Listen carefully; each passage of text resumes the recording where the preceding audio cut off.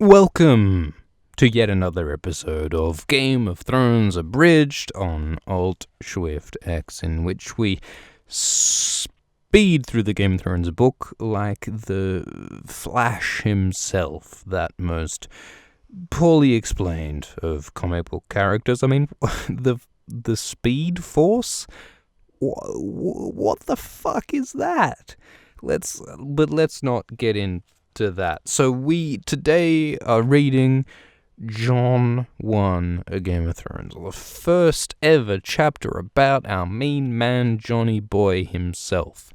Arguably the sort of protagonist of Game of Thrones, next to Daenerys, the ice to her fire, this perfect dualistic zen, which is only broken up by Tyrion, the fucking outlier, the fucking underminer of that perfect duality.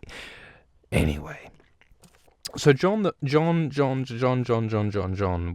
begins with John saying, "Oh, there were times, not many, but some, when Jon Snow was glad that he was a bastard." So we begin our introduction to Jon Snow with a bit of a fucking mope. Because yes, Jon Snow is a teenager. He's this mopey fucking kid in black who's like, "Ew, life's so fucking hard. Even though I'm the son of a nobleman and I live in a castle where I'm safe and fed, which is better off than the 99%, I'm gonna fucking have a whinge about the fact that I'm a bastard. Ew, life is hard." But anyway, that's what he does. Oh, that was a premature burp. There's a real burp coming later, I'm sure. Anyway, so what's happening right now is that a feast is happening because the king, Robert Baratheon, and his Lannister compadres have arrived at Winterfell, and a feast is happening. But Jon is not in the feast. He's outside because he's a bastard, and he's not super fucking welcome in the feast. And Jon has drunk a bit. I'm with Jon on that one. And sort of blah, blah, blah, and Jon is sort of is enjoying the feast. And Eddard is there, and Cersei is there. Jon describes the beauty of Cersei. We mentioned that Jon is 14. 14 is like knee high to a fucking grasshopper. Not a grasshopper, but a fucking termite, upsized the foot size of a termite. That's what you are when you're 14. You don't know how old I am. And that happens. King Robert turns up, Robert Baratheon, and Jon talks about how, Robert Baratheon is preceded by his reputation as a man of strength and, fucking warrior prowess, and he's this amazing fucking dude. But what Jon sees is this fucking, red-faced fat old fuck, that's what Jon sees, this fucking washed up wannabe bullshit fat dickhead. So Robert Baratheon is, fair to say, past his prime. That's what Jon observes. Anyway, so there's the children. Little Rickon turns up, the least observed of the Starks. He deserves a bit more attention than he gets. That's kind of his fucking thing. Princess Myrcella Lannister appears. Well, Baratheon, supposedly. And the royal princes, and Tommen is there, and Arya is there, and Joffrey is there. They keep mentioning that Joffrey is tall. Taller than Jon or Robb, even though he's 12. So that sucks. But anyway, blah, blah, blah, blah. So the Lannisters have Castle Rock. So Jaime Lannister is there. Cersei is there. And yeah, so Jon mentions that Jaime looks like what a king should look like, as opposed to that fat old fuck Robert Baratheon.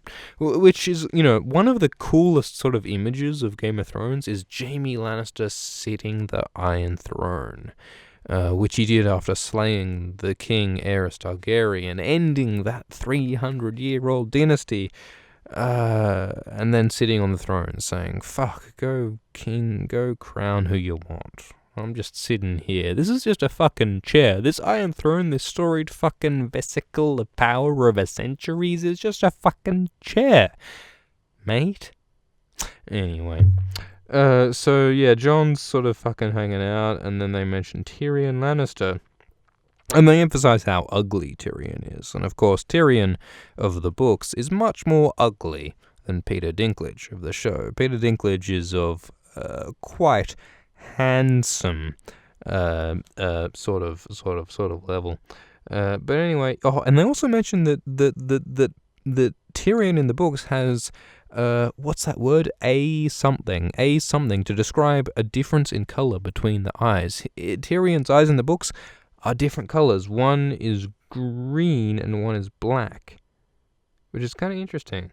And also there's one lank fall of hair so blonde it seems white, while the rest is sort of Lannister gold, which sort of lends credence to some of those theories that Tyrion is a bastard son of Aerys Targaryen, which I suspect is not true at all, but it's interesting. Tyrion is this weird chimera in the books. Chimera, good word, write that down. But chimera, he's this weird combination of shit, you know? He's sort of between worlds, between moralities, between shades of grey or something. I don't know. But Tyrion's interesting. Anyway, so they mentioned Benjen Stark, who Jon sort of takes as a sort of a mentor, a sort of a example, which sort of leads him into the joining the Night's Watch. Anyway, they mention Ghost, Jon's direwolf, who he's sort of developing a relationship with. He feeds Ghost under the table, and blah blah blah blah blah. Page turn. There are dogs around. There are serving girls around. Do dogs deserve to be in the same sentence as the serving girls? That's up for you to decide. Blah blah blah blah blah blah blah blah. Benjen talks with Jon, and Benjen talks about how much Jon has had to drink, and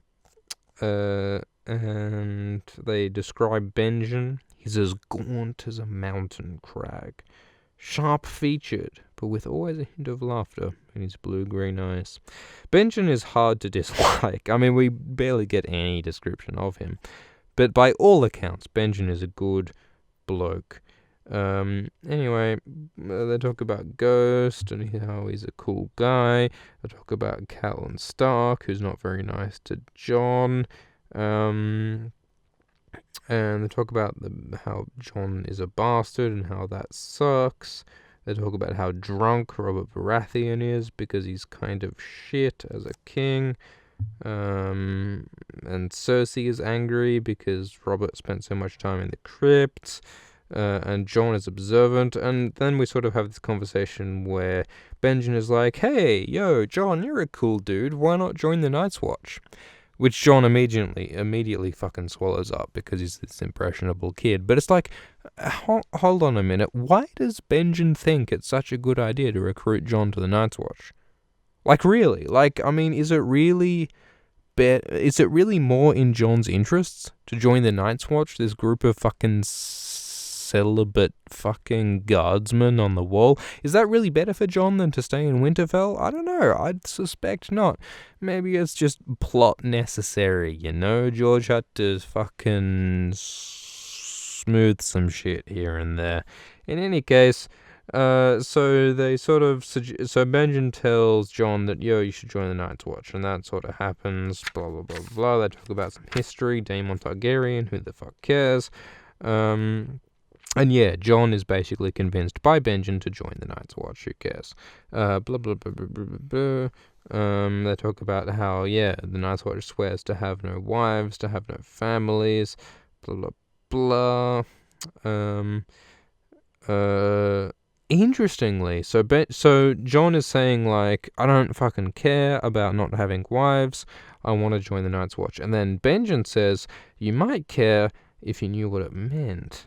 Which, on one level, is like, whatever, but on another level is like, well, maybe Benjen knows that Jon is the son of Rhaegar Targaryen and Lyanna Stark, and therefore knows that Jon is arguably, if Rhaegar and Lyanna had a secret marriage, that Jon is arguably the rightful heir to the Iron Throne. And so then it would mean rather a fucking lot if Jon joined the Night's Watch and forsook his vows, his rights to the crown and to marriage, whatever the fuck. Anyway, blah blah blah.